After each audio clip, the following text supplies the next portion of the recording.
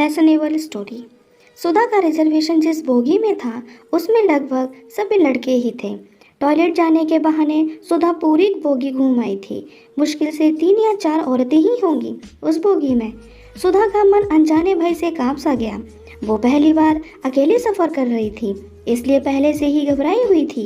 अतः खुद को सहज रखने के लिए चुपचाप अपनी सीट पर मैगजीन निकालकर पढ़ने लगी। नवयुवकों का झुंड जो शायद किसी कैंप के लिए जा रहे थे कि हंसी मजाक चुटकुले उसके हिम्मत को और भी तोड़ रहे थे। सुधा के भय और घबराहट के बीच अनचाही सी रात धीरे धीरे उतरने लगी। सामने के सीट पर बैठे एक लड़के ने कहा, हेलो मैम, मैं राकेश, और आप? भय से पीली पड़ चुकी सुधा ने कहा, जी मैं वो कोई बात नहीं, नाम मत बताइए। वैसे कहाँ जा रही हैं आप? सुधा ने धीरे से कहा, आगरा। क्या आगरा? वो तो मेरा नानी घर है। इस रिश्ते से तो आप मेरी बहन लगी, खुश होते हुए राकेश ने कहा। और फिर आगरा की अनगिनत बातें बताता रहा कि उसके नाना जी काफ़ी नामी व्यक्ति हैं, उसके दोनों मामा सेना के उच्च अधिकारी हैं और ढेरों नई पुरानी बातें। सुधा भी धीरे धीरे सामान्य होने लगी और उसके बातों में रुचि लेती रही। रात जैसे कुंवारी आई थी वैसे ही पवित्र कुंवारी गुजर गई।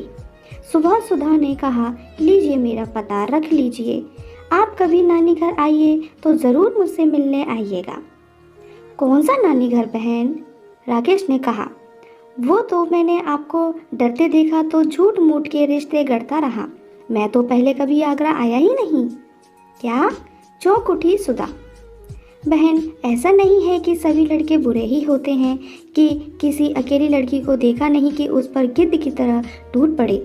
हम में ही तो पिता और भाई भी होते हैं, कहकर प्यार से उसके सर पर हाथ रखकर मुस्कुरा उठा राकेश।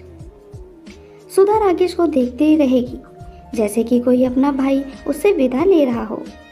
सुधा की आंखें गीली हो चुकी थी। काश इस संसार में सब ऐसे हो जाएं। और जैसे सुधा के लिए तो ये सफ़र एक यादगार सफ़र हो गया था।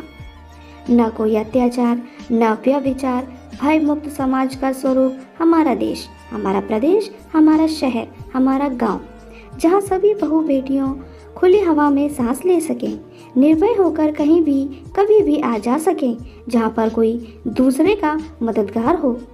दोस्तों, आपको ये कहानी कैसी लगी कमेंट के माध्यम से अवश्य बताएं। धन्यवाद।